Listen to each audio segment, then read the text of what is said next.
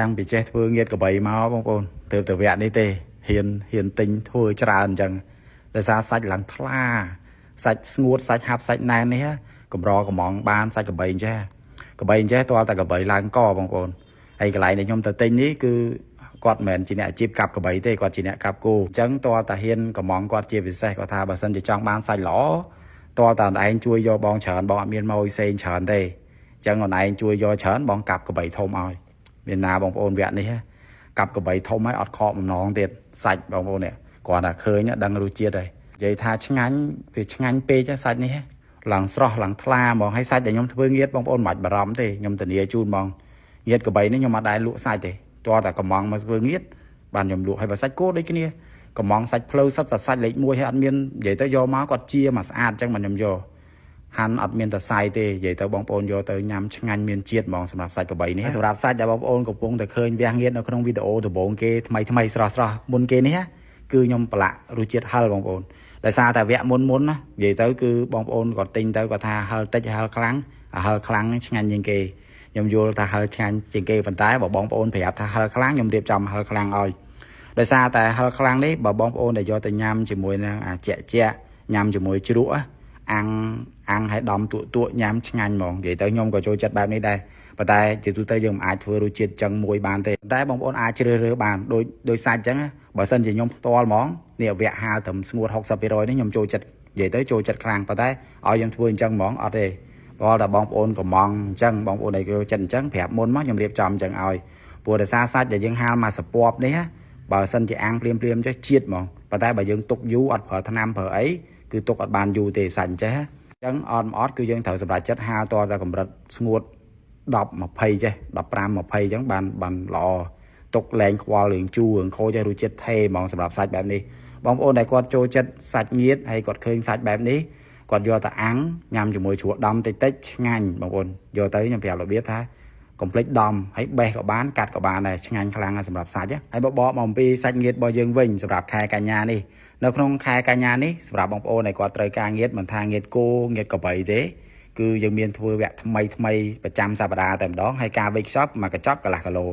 รอการกับมองกะลากะโลคือมีไทม์จุมุ้ยสัตว์มวยให้จุเอาแล้วเราตลอดใบจมเดือยังมีจุตะกูนจุละห้องให้ไทม์จุมวยในจุใช้เท้าในเตียนจุจะเท้าในปีม้วนไทม์แต่มวยฉุกควายเด้อะไรไทม์จุมวยเงียดโกเตียสำหรับบองโอในกับมองมากะโลคือบ้านจุปีมกบองโอนจุยอจุมวยหน้ากับบ้านได้vậy tới tam cho nón cho nội chất bong ôn đó kia hay sầm rạp bong ôn này có nơm pính có mỏng phím đặc chun phím sầm rạp bong ôn nó khác có ai có mỏng bàn đây nhưng bà sân chỉ miền trụ miền ấy chớ nhưng điệp trong cái nào tự cọ chun bong ôn thiệt ở cuối trên chụp kia là video cào ta p này có tinh tới quaตัวbànประเภท sạch vậy khác hay bà sân chỉ có trong rứa ta quạt ai rứaประเภท sạch vậy khác từ tới sầm rạp bong ôn này có mỏng chốt sạch ăn mà chốt á nó không núp bong ôn bà ọt chưa thế cứ bong ôn làตัวbàn nơi ประเภท sạch bảy tròn mà cả lỗ chỉ môi nâng sạch cô chọc khăn mà cả lỗ xuất sân tại chiaประเภท sạch là kêu rồiแต่bà bong ôn trai ca chưa rứa cứ miền chia ประเภท sạch rúp hai nâng ประเภท sạch cô sạch rúp cứ miền sạch bảy tròn sạch smart hai bạch xe khăn trên kế nó cứ chia ประเภท sạch chả làng bong ôn đang ngay tha sạch này bà rồi còn mỏng đá bảo bong ôn tinh chốt sạch ăn tới cứ nhầm đã chun bong ôn tiền hai bộ bên tiết sầm rạp sạch cô cứ dương miền ประเภท sạch bốc sạch chọc khăn sạch bà em hai còn miền chia ประเภท sạch phôi nó cứ chia ประเภท sạch chả lọ càoให้กรุ๊ปประเภท sạch ต่างอ้อแต่เนี่ยจูนท่าเชียประเภท sạch ทำไมสระเชียประเภท sạch ขนมสระสำหรับประเภท sạch บองโอนอาจจะปลาเครื่องกับบ้านหรือก็อดปลาเครื่องตระการรู้เจ็ดดาวอังแบบกระเรกับบ้านได้สำหรับ sạch คือยังมีจุดเดือดจานจูนตระบองโอนต่อคนนี้สระงานให้ประเภท sạch นี้เรียบจำไปช็อปมาสะอาดจูนตระบองโอนต่อคนนี้ให้บริเวณเตี้ยแต่ต้นนึงมันหลายได้บองโอนนึงแต่ตัวบ้านในขนมชุด sạch อังเพชรจานคือเชียบันหลายได้บ้านดำโดโดยกสิกรขมายบ่เยอะให้เชียบันหลายได้บ้านเลี้ยงสะอาดไปช็อปจัดมาสะอาดแต่เนี่ยจูนบองโอนทานยำtớiคืออดเมียนไพ่บาราวไม่เตะหัวได้ซาปลายนี่คือเลี้ยงจานตะคลังเหมือนเดิมให้สระช่างจบเต็มดอกบองโอนสำหรับปลายให้สำหรับในครองชุดนั้นบองโอนกระอุ่มปีซัดกระอุ่มปีปลายบองโอนหนึ่งตัวบ้านในกิมฉีเมียนจมูกหนึ่งตะจิลุละโหตะดาวใบรูเจียดสำหรับตะจิลุนั่นคือเมียนตะตะหูตะไถบกจมูกหนึ่งตะกะปิจังกรุบประเภทตะจิลุคือสะซ้อมจมูกหนึ่งชุดสัจอังในคลังเหมือนเดิมให้สำหรับบองโอในก็มีนสมาชิกทำผมไว้เนี่ยสำหรับชุดสัจอังนี่บัดบารอมเต็งไอ้ไทยไม่เต็งแต่มาชุดคือกรุบกรอนเต็มดองในโครงข่ายการงานนี่สำหรับชุดสัจอังคือตะไล3 รอการกับมองคือมีการฟรีดักจูนฟรีแกสนาวแต่ก็ សម្រាប់បងប្អូននៅខេត្តក៏កំងបានសម្រាប់បងប្អូននៅភ្នំពេញគឺដឹកជូនដល់ទីតាំងសម្រាប់បងប្អូនដែលគាត់ត្រូវការអាចតាក់ទងនៅក្នុង page ក៏បានឬក៏តាក់ទងតាមលេខ Telegram ក៏បានមានសំណួរអីបន្ថែមបងប្អូនអាច comment សួរខាងក្រោមបានអរគុណច្រើនជួបគ្នានៅវីដេអូក្រោយបាយបាយនិយាយពីជ្រក់តកួនណាបងប្អូនសម្រាប់ងៀតគឺខ្វះអត់បានហ្មងទាំងងៀតគោទាំងងៀតកបីដូចត្រូវជាតិគ្នាខ្លាំងមែនតើហើយបើជ្រក់ថ្មីងៀតថ្មីទៀតរឹតតែជាតិខ្លាំងទៀតហើយសម្រាប់ជ្រក់តកួននេះបងប្អូនដែលគាត់ចង់សាកល្បងធ្វើខ្លួនឯងវិធីសាស្ត្រក្នុងការងារខ្ញុំធ្លាប់ធ្វើបង្ហាញបងប្អូនឆ្នាំមុនច្រើនវីដេអូហើយសម្រាប់ការជ្រើសយកតកួនយើងជ្រើសដូចតែអ្វីដែលខ្ញុំបង្ហាញជូនបងប្អូនមកច្បល់ជាមួយនឹងអំបិលរហូតដល់ទុនចេះលាងទឹកលាងរហូតដល់អស់ជ័រអស់ជាតិប្រៃយូរទៅខ្ញុំលាង3ដងបន្ទាប់មកគឺយើងចាប់ផ្ដើមស្រង់ឲ្យដាច់ទឹកអំបិលទឹកដែលយើងលាងជ័រហ្នឹងឲ្យចេញគ្នាស្អាតមកហើយជ្រក់បងប្អូនប្រើតកួននេះគឺល្អបងប្អូនសាកយកទៅធ្វើតាមខ្ញុំដឹងតែឆ្ងាញ់ហ្មងសម្រាប់ជ្រក់តកួននេះទាំងធ្វើលក់ធ្វើបង្ហាញគឺខ្ញុំធ្វើរបៀបតែមួយទេសម្រាប់ជ្រក់តកួននៅខាងខ្ញុំបន្ថែមជាមួយនឹងខ្ទឹមសខ្ទឹមក្រហមថែមជាមួយម្ទេសហើយលើពីនោះទៀតក៏យើងមានបន្ថែមជាមួយនឹងគល់ស្ក្រៃថែមជាមួយនឹងខ្ញីទៀតនិយាយទៅបងប្អូនរសជាតិគឺបេះតែម្ដងសម្រាប់ជ្រក់តកួននេះគឺមិនថាបងប្អូនទិញងៀតទេបងប្អូនខ្លះក៏ទិញយកទៅញ៉ាំផ្សេងទៀតជ្រក់នេះឆ្ងាញ់ហើយសម្រាប់បងប្អូនដែលគាត់ត្រូវការជ្រក់នេះក៏យើងមានលក់ដែរប៉ុន្តែអត់មានបោះដុំទេហើយបើសិនជាមានបោះដុំសម្រាប់ជ្រក់របស់ខ្ញុំមានតែជ្រក់ឆៃថាវជាមួយនឹងជ្រក់ល្ហុងទេហើយសម្រាប់ជ្រក់ល្ហុងវិញគឺខ្ញុំធ្វើច្រើនទៀតសម្រាប់ជ្រក់ល្ហុងណាមួយសប្តាហ៍ដូចគ្នាប៉ុន្តែខ្ញុំធ្វើច្រើនដោយសារតែជ្រក់ល្ហុងនេះមានជាមួយនឹងសាច់គោចកាក់ផងមានជាមួយនឹងងៀតផងអញ្ចឹងគឺយើងធ្វើច្រើនហើយបងប្អូនមិនបាច់បារម្ភទេខាងខ្ញុំធ្វើប្រកបទៅដោយអនាម័យធ្វើសិតរបស់ល្អរបស់ថ្មីធានាថាឆ្ងាញ់រសជាតិឆ្ងាញ់គុណភាពគឺល្អប្រកបទៅដោយអនាម័យជូនទៅដល់បងប្អូនទាំងអស់គ្នាឥឡូវជម្រាបសួរបងប្អូនទាំងអស់គ្នានេះគឺជាសកម្មភាពព្រឹកថ្ងៃទី25នេះដែលក្រុមការងាររបស់យើងកំពុងតែរៀបចំបែងចែកទៅតាមផ្នែកនីមួយៗនៃប្រភេទសាច់គោដែលទើបតែមកដល់ថ្មីបងប្អូនជាក់ស្ដែងទៅព្រឹកនេះគឺមកដល់ច្រើនមែនទែនសុទ្ធសឹងតែជាប្រភេទសាច់ស្រស់ល្អថ្មីប្រភេទសាច់លេខ1តែម្ដងយ៉ាងណាមិញចង់ជម្រាបជូនបងប្អូនអំពីប្រភេទសាច់ជាប់ខ្លាញ់បន្តិចដោយសារមានបងប្អូនគាត់ចង់បានផ្នែកផ្សេងគ្នានៃប្រភេទសាច់គោជាប់ខ្លាញ់ណាហើយខាងខ្ញុំសាច់គោជាប់ខ្លាញ់មាន3ផ្នែកបងប្អូនសាច់ក្បាលច្រឡកជាប់ខ្លាញ់នេះគឺជាប្រភេទសាច់ដែលផុយហើយបន្ទាប់មកទៀតគឺជាប្រភេទសាច់គុំកតុយសាច់កន្លែងនេះមិនថាស្រស់មិនថាប្រឡាក់គ្រឿងទេគឺជាប់ខ្លាញ់លេខ1ឯកន្លែងនេះបងប្អូនសាច់ល្អឆ្ងាញ់ហើយនិយាយទៅគឺបងប្អូនដែលគាត់ចង់បានផុយគាត់យកក្បាលច្រឡកប៉ុន្តែបើចង់បានខ្លាញ់ឆ្ងាញ់គឺកន្លែងគុំកតុយនេះឯងហើយសម្រាប់សាច់បាងប្រានេះក៏យើងអាចប្រើប្រាស់ជាប្រភេទសាច់គោជាប់ខ្លាញ់បានដែរនិយាយទៅកន្លែងនេះបើខំទៅក្រឹបរឹងហើយខ្ទិះបងប្អូនសាច់ទាំងខ្លាញ់ទាំងសាច់រឹងហ្នឹងហើយសាច់បាងប្រាហ្នឹងហើយមួយទៀតសម្រាប់បងប្អូនដែលគាត់ត្រូវការគ្រប់ប្រភេទផ្នែកសាច់គោស្រស់ល្អថ្មីមិនថាសាច់ច្រឡោះឆ្អឹងជំនីកសោមដោះនិយាយទៅកន្លែងផ្នែកកន្លែងណាក៏ដោយមិនថាសាច់គោច្រឡកក្នុងច្រឡកក្រៅនិយាយទៅផ្នែកដែលបងប្អូនត្រូវការបងប្អូនអាចធ្វើការកំងបានសាច់គោខាងខ្ញុំណាហើយប្រភេទសាច់គឺស្រស់ល្អថ្មីបងប្អូនដែលគាត់ត្រូវការប្រើប្រចាំថ្ងៃអាចមានតារាងតម្លៃសម្រាប់បងប្អូនទាំងអស់គ្នាគ្រប់ផ្នែកបងប្អូនអាចធ្វើការ comment ខាងក្រោមក្រុមការងាររបស់យើងដាក់តារាងតម្លៃសម្រាប់សាច់ជូនបងប្អូនទាំងអស់គ្នាហើយសូមបញ្ជាក់ទៅលើចំហរបស់យើងថាមិនថាសាច់ប្រឡាក់មិនថាសាច់ងៀតមិនថាសាច់ចកាក់មិនថាសាច់ស្រស់ទេគឺប្រើប្រាស់នៅប្រភេទសាច់ក្នុងស្រុកជាប្រភេទសាច់ចូលស្តុកថ្មីសាច់ល្អស្រស់ធានាជូនគុណភាពរសជាតិឆ្ងាញ់ជាប្រភេទសាច់ក្នុងស្រុកអរគុណច្រើនជួបគ្នានៅវីដេអូក្រោយក្នុងវីដេអូឈុតសាច់អាំងថ្ងៃមុនមានបងប្អូនក៏សួរបញ្ជាក់ថាឈុតសាច់អាំងហ្នឹងទទួលបានសាច់ជ្រូកកដុលមែនមិនដឹងថាមកពីឃើញសាច់ជ្រូកនឹងថាល្អឬក៏គាត់ចាំសលេងខ្ញុំថាខ្ញុំជាអ្នកលក់សាច់ជ្រូកកដុលទេការពិតទៅសម្រាប់ឈុតសាច់អាំងគឺអត់ដែលប្រើសាច់ជ្រូកកដុលទេប្រើសាច់ជ្រូកខ្មែរសាច់ជ្រូកស្រែរបស់យើងជ្រើសយកផ្នែក3ជាន់ល្អជាមួយនឹងសាច់ច្រឡាំងផ្នែកដែលល្អអញ្ចឹងមើលទៅរៀងល្អបងប្អូនខ្លះគាត់សង្ស័យថានឹងសាច់ជ្រូកកដុលអញ្ចឹងណាក៏ប៉ុន្តែសាច់ជ្រូកស្រែសាច់ជ្រូកខ្មែរយើងសាច់ជ្រូកស្រស់ធម្មតាទេប្រាប់បងប្អូនដែលគាត់ទិញទៅបានសាច់2គីឡូបានបន្លែមកប្រអប់ធំហើយមានទឹកជ្រលក់មានគីមជីមានប៊ឺលាបសាច់អាំងទៅហើយបើនិយាយពីបន្លែពីសាច់ពីទឹកជ្រលក់នេះបើបន្លែបងប្អូនយកទៅបើកតែប្រអប់ទៅគឺញ៉ាំបានលាងស្អាតបន្លែល្អហើយបើសិនជាទឹកជ្រលក់គឺយើងធ្វើថ្មីជាប្រចាំហ្មងហើយសម្រាប់សាច់បងប្អូនត្រូវការប្រឡាក់គ្រឿងក៏បានអត់ប្រឡាក់គ្រឿងដូចនៅក្នុងវីដេអូនេះក៏បានដែរឲ្យតែបងប្អូនប្រាប់សម្រាប់បងប្អូនដែលគាត់ត្រូវការកំងភ្លាមដឹកជូនភ្លាមនៅភ្នំពេញភ្លាមតែម្ដងបងប្អូននៅខេត្តក៏អាចទិញបានដែរតាក់ទងតាមលេខទូរស័ព្ទកតុយ14ហ្នឹងអរគុណច្រើន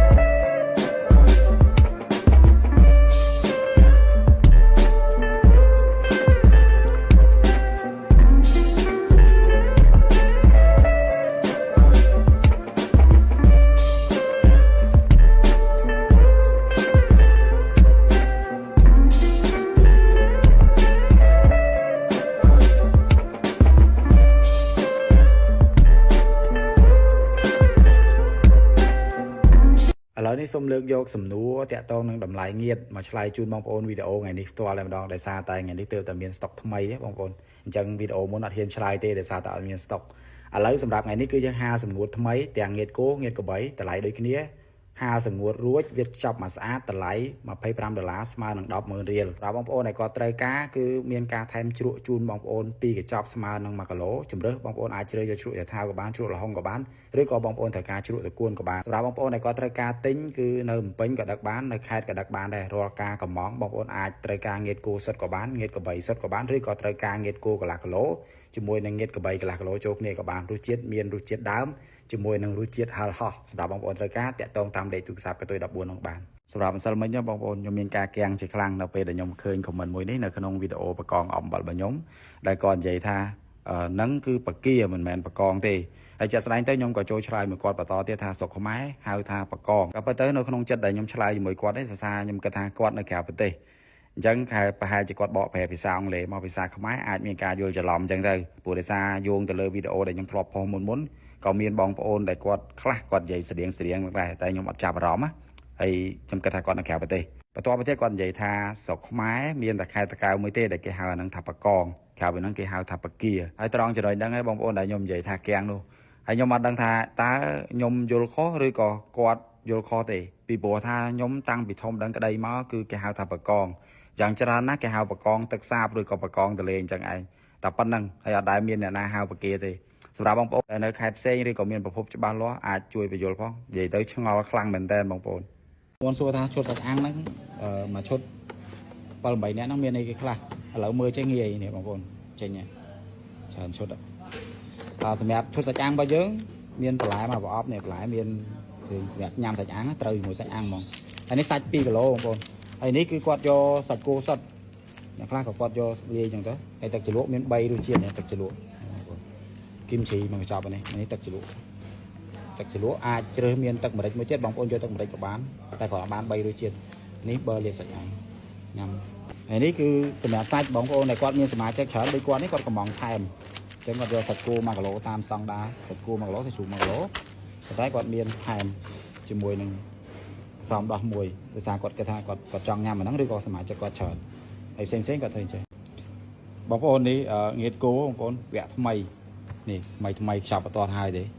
ងៀតគោវគ្គនេះបានប្រហែលជាខ្ទង់8 9គីឡូប៉ុន្តែនេះភ្ញៀវគាត់កំងទៅក្រៅប្រទេស6គីឡូនេះបងប្អូនសម្រាប់ងៀតរបស់យើងគឺខ្ចប់មកស្អាតអញ្ចឹងបងប្អូនងាយស្រួលស្ងួតល្អសម្រាប់បងប្អូនដែលគាត់ចង់ធ្វើការយកទៅក្រៅប្រទេសអាចបានបងប្អូននេះយើងខ្ចប់មកស្អាតមួយកញ្ចប់កន្លះគីឡូ2កញ្ចប់ស្មើនឹង1គីឡូបងប្អូនទិញធម្មតាបានជ្រក់2ទៀតបងប្អូនទិញ1គីឡូអាចថែមជ្រក់សុំមួយជ្រក់ទៀតមកមានជ្រក់យើងមាន3ជម្រើសមានជ្រក់ឆៃថាវជ្រក់តកួនជាមួយនឹងជ្រក់ល្ហុងជ្រក់ឆៃថាវនេះទៅដាក់ក្រោយឯងបងប្អូននេះអញ្ចឹងសម្រាប់បងប្អូនដែលគាត់ត្រូវការទិញ1គីឡូទាំងងៀតគោងៀតក្របី1គីឡូស្មើបានថែមជូតបងប្អូន2ជ្រើសមួយណាក៏បានដែរប៉ុន្តែនេះគាត់យកតែក្រៅប្រទេសគាត់ខ្ជិលយកជ្រក់អញ្ចឹងតម្លៃពិសេស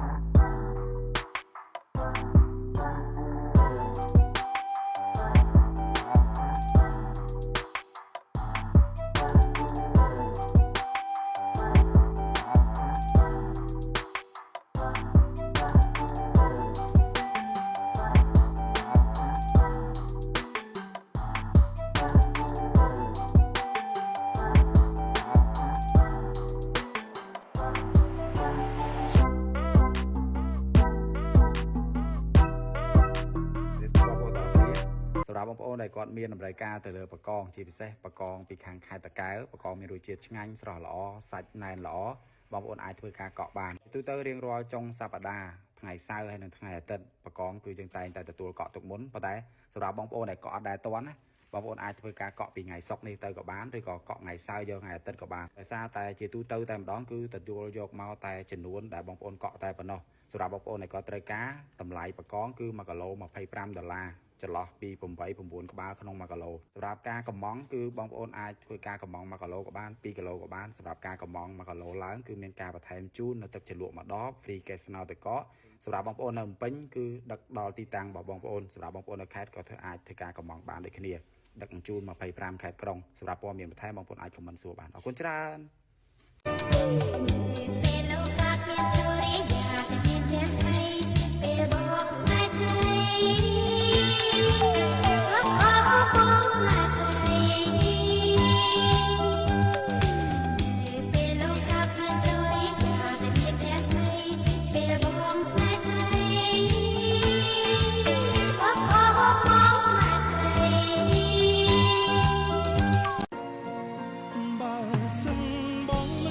ជាចាំបងមិនខ្លាចរងចាំ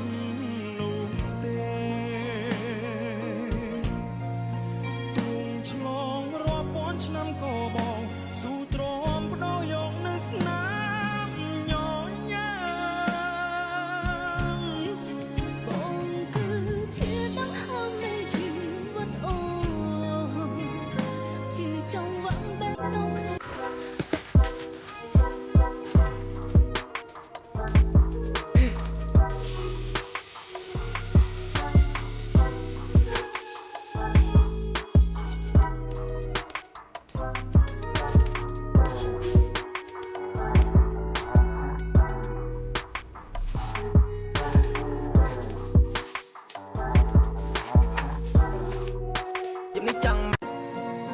បើសិនបងមិនខ្លាចជាចាំបងមិនខ្លាចរងចាំនោះទេទុំឆ្លងរាប់ពាន់ឆ្នាំក៏បងស៊ូទ្រាំបដោយកនៅស្នាមញញ៉ាំរំលោភប្រពន្ធទីសំបាំងមុនយក